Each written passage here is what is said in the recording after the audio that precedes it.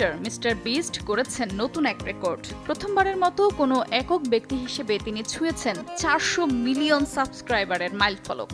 আর এই অসাধারণ অর্জনে ইউটিউব তাকে উপহার দিয়েছে এক বিশেষ সম্মাননা, যা এর আগে আর কেউ কখনো পায়নি। গত জুন মাসের 1 তারিখ এই ইতিহাস গড়েন মিস্টার বিস্ট।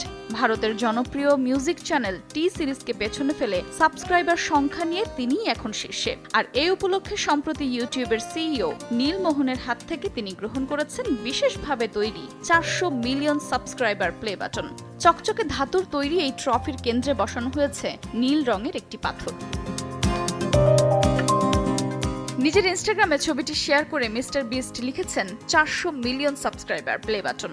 ধন্যবাদ ইউটিউব। এই অর্জনের পর মিস্টার বিস্ট জানিয়েছেন, 1 দশক আগে কেউ আমাকে বিশ্বাস করত না, কিন্তু আমি নিজের স্বপ্নে আঁকড়ে ছিলাম। দিনরাত শুধু কন্টেন্ট বানিয়েছি।